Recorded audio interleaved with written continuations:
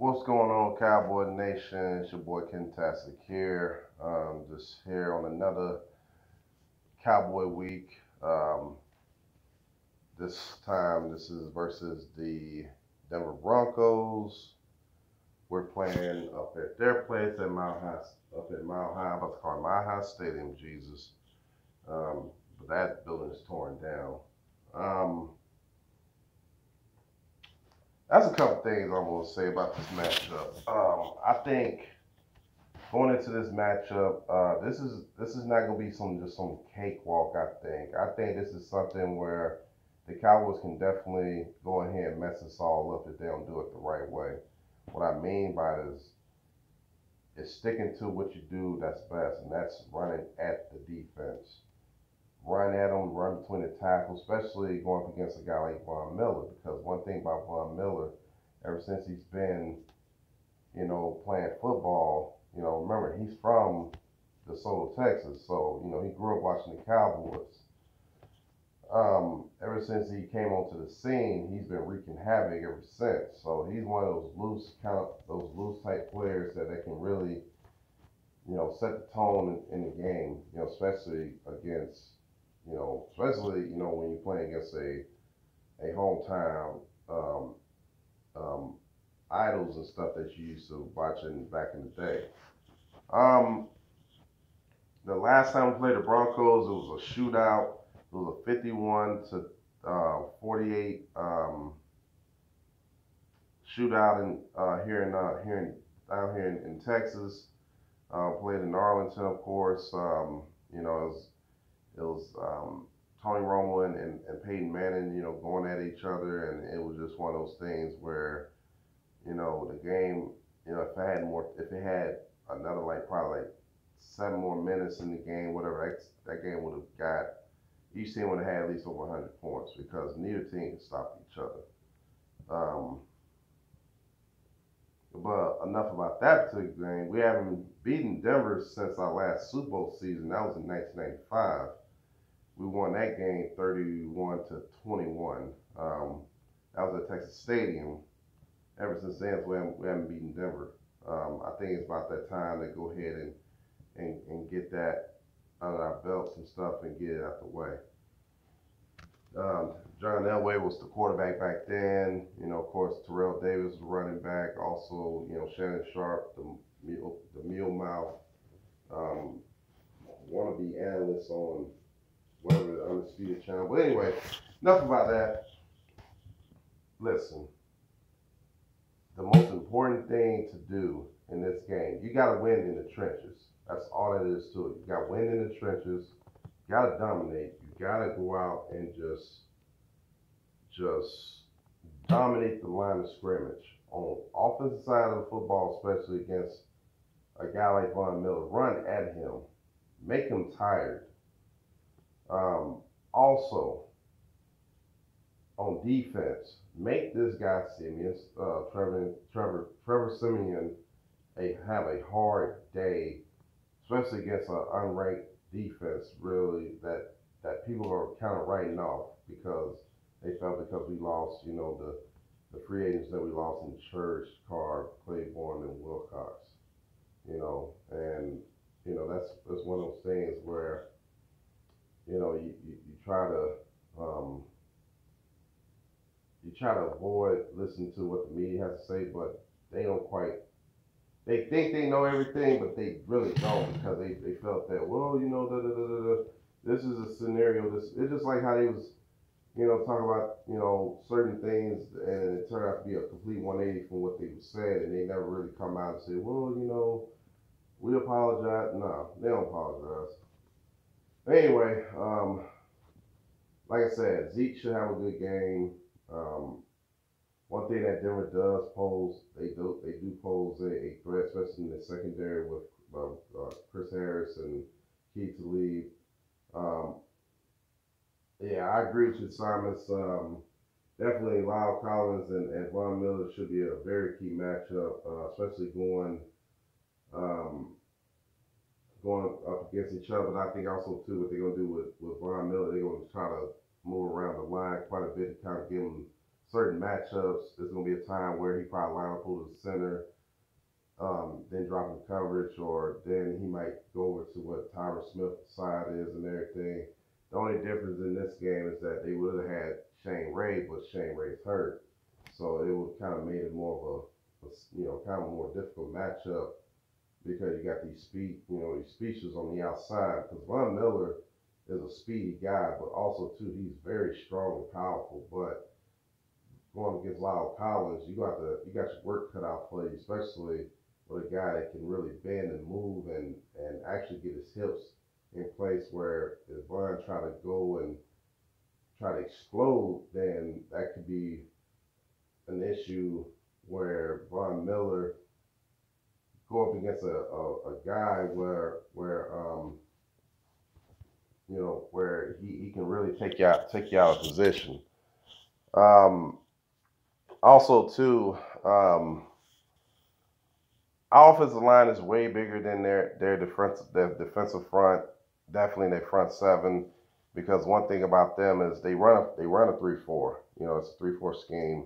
So you got your 3 down linemen, and you got your 2 outside linebackers, and then you got the 2 inside linebackers. So that's your front seven. Now, another matchup that everybody's kind of looking forward to is Dez versus Aqib Talib. That's going to be pretty interesting too because both are physical guys.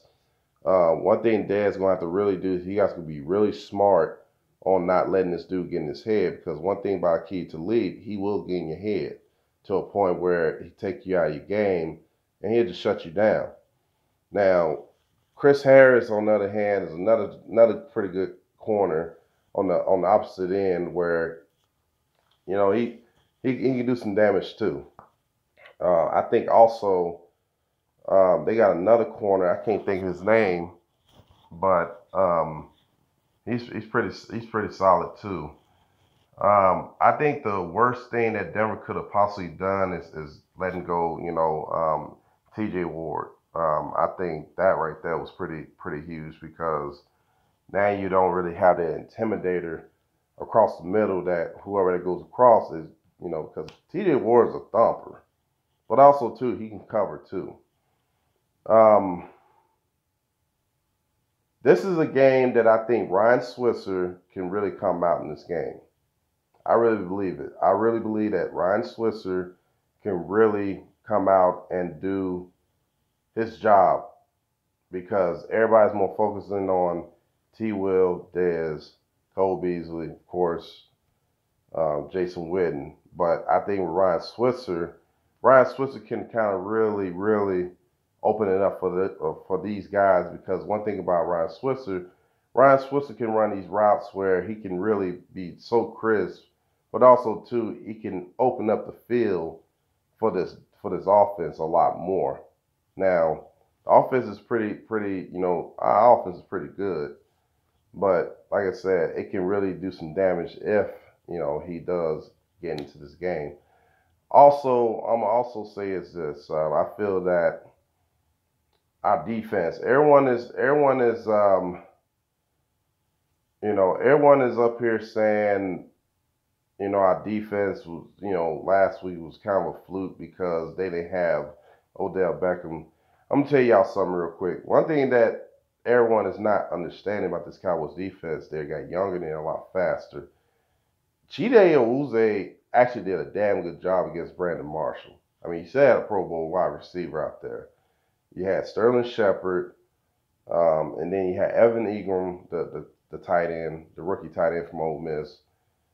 They just didn't have a running game, and the offensive line is shot, But also at the same time, too, give credit is due. Our defense can really get after it. Just imagine once everyone gets back healthy and from suspensions and everything like that, so you got more depth, you see. Going forward, I expect our defense to really come out swinging against Trevion Simeon. We're great against the run. So C.J. Anderson is not going to really, I don't think he's going to have a pretty big day against us at all, because one thing about it, you got Jalen Smith and you got Sean Lee out at linebacker, and they just not going to let that happen, plain and simple. Stephen Pia, he can. I mean, Ron Leary, the left guard for the Denver Broncos. He was with us for a while with the Cowboys. He's out with a concussion. This is one of those things where this can really hurt Denver a lot, especially when you need to run the ball because everyone is so concentrated on what the other side of the ball can do, but everybody keeps forgetting what this Cowboys defense can really do. So, um, but for the most part, I'm excited about this game. I think we're gonna win by double digits. I think we're gonna win by double digits. And yes, Simon, you're right. I would definitely use Ryan Swiss in this game and definitely Bryce Butler because Bryce Butler is used to playing in Denver. Of course, not DeMarco Murray, geez. Darren McFadden and Wuze played in college just up the road up in Boulder from Denver. So he's pretty acclimated to that environment. Those gentlemen. So I got the Cowboys winning by double digits. Um,